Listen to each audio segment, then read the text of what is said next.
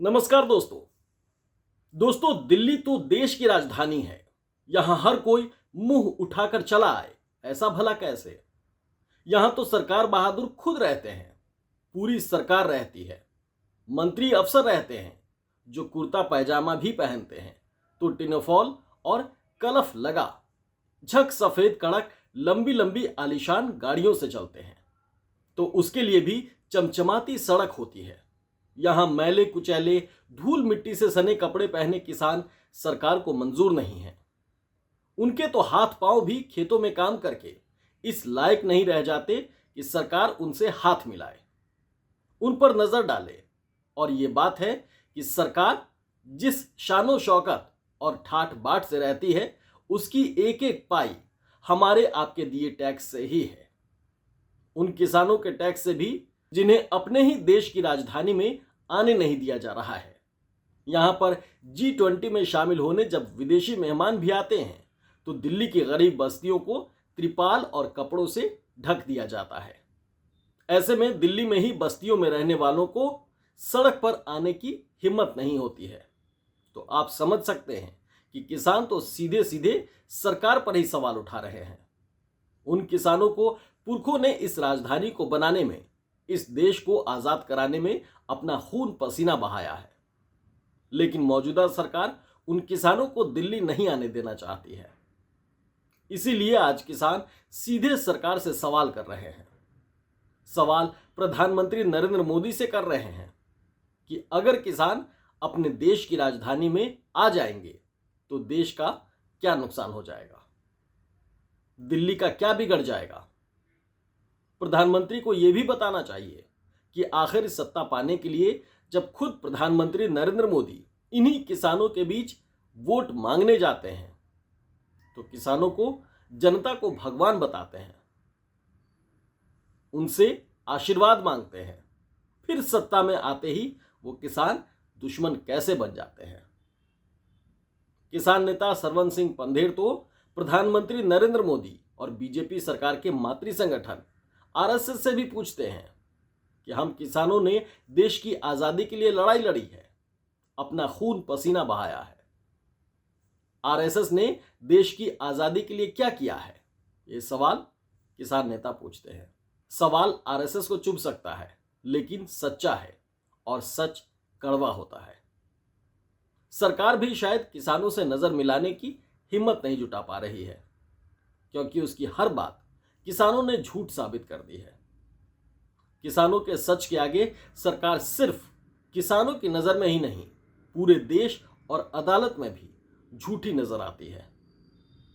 अभी तक सरकार किसानों के दिल्ली आने का विरोध इस आधार पर कर रही थी कि जिन ट्रैक्टर ट्रॉलियों में भरकर किसान दिल्ली आने की कोशिश कर रहे थे, उन ट्रैक्टर ट्रॉलियों में वो तरह तरह के हथियार भरकर ला सकते हैं।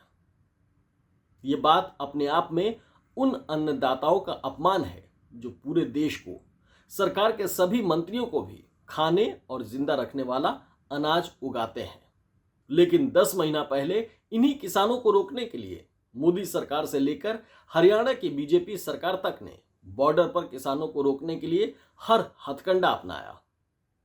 नेशनल हाईवे खोदना, कटीले तार बिछाना, सड़क पर कीलें गाड़ना, आंसू गैस छोड़ना, लाठी डंडे, सब कुछ। लेकिन इस बार तो किसान चुपचाप पैदल और बहुत सीमित संख्या में दिल्ली आ रहे थे।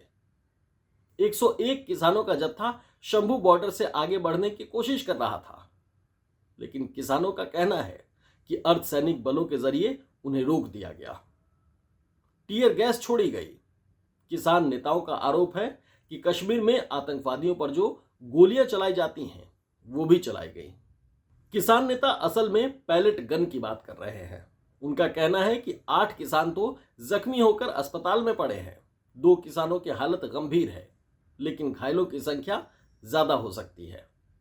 किसान नेताओं का कहना है कि केंद्र सरकार और राज्य सरकार के मंत्री लगातार किसानों को लेकर जो झूठ बोलते आए हैं वो बेनकाब हो गया है। 101 निहत्थे किसानों ने बॉर्डर पर तैनात सुरक्षाकर्मियों के सामने हाथ उठाकर खुद की तलाशी तक लेने को कह दिया, लेकिन किसानों को पैदल भी दिल्ली की ओर बढ़ने नहीं दिया गया। किसानों के साथ ऐसा व्यवहार किया गया जैसे वो आतंकवादी हो। बॉर्डर पर ऐसा बना दिया गया जैसे वो पाकिस्तान बॉर्डर हो। किसान नेताओं पर जिन अधिकारियों ने जुल्म ढाए, उन्हीं अधिकारियों के जरिए सरकार तक अपना प्रस्ताव भिजवा दिया है, बातचीत का प्रस्ताव। लेकिन किसानों की मांग है कि सरकार के जिम्मेदार मंत्री और अधिकारी ही बातचीत में शामिल हों, जो खुद भी ईमानदारी से बात करें और प्रधानमंत्री नरेंद्र मोदी भी उनकी बातों को ईमानदारी से कबूल करें। किसानों का कहना है कि आज का दिन वो सरकार की ओर से बातचीत की शुरुआत होने का इंतजार करेंगे। अगर सरकार बात करने के लिए राजी नहीं होती है तो कल यानी 8 दिसंबर को 101 निहत्थे किसानों का पैदल जत्था दोपहर 12 बजे शंभू बॉर्डर से फिर दिल्ली के लिए कूच करेगा। सरकार चाहे कुछ भी कर ले, किसान अपनी मंजिल तक जरूर पहुंचेंगे। किसानों की मंजिल है उनकी वो मांगे जिनका भरोसा खुद मोदी सरकार ने ही किसानों को दिया था, वो भी अपनी पिछली सरकार में 3 साल पहले। करीब 4 साल पहले 3 कृषि कानूनों के खिलाफ किसान अपनी मांगों को लेकर दिल्ली में धरने पर बैठे थे। 14 महीने उनका धरना चलता रहा। इस दौरान सैकड़ों किसानों की मौत हो गई। उस वक्त के कृषि मंत्री के साथ कई दौर की बातचीत किसानों के बीच हुई, लेकिन किसानों की बातें पूरी नहीं हुई और आंदोलन जारी रहा।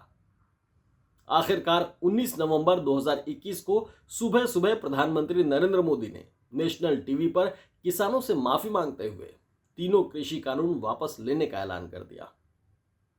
उस वक्त से किसानों की सबसे बड़ी मांग एमएसपी को लीगल गारंटी बनाने की है। इसके अलावा भी 11 और मांगे हैं। सरकार तमाम वादे करके तीसरी बार सत्ता में आ गई, कृषि मंत्री बदल गए, लेकिन किसानों की मांगे अब तक पूरी नहीं हुई हैं। इसके उलट मोदी सरकार ने अब किसानों को दिल्ली में घुसने ही ना देने का इंतजाम करना शुरू कर दिया है। पंजाब और हरियाणा बॉर्डर और दिल्ली बॉर्डर पर ही उन्हें रोक दिया जाता है, बल और छल से, जैसे भी हो। किसानों के साथ सरकार का बर्ताव कैसा करता है, किसानों के साथ सरकार कैसा बर्ताव करती है, ये सबके सामने है। लेकिन भाषणों में, संसद में कृषि मंत्री शिवराज सिंह चौहान विपक्ष के सवालों पर लंबे चौड़े दावे करते हैं, विपक्ष को गलत साबित करने की कोशिश करते हैं। लेकिन सरकार के दावों और किसानों का सच बरसों से सड़क पर ही है।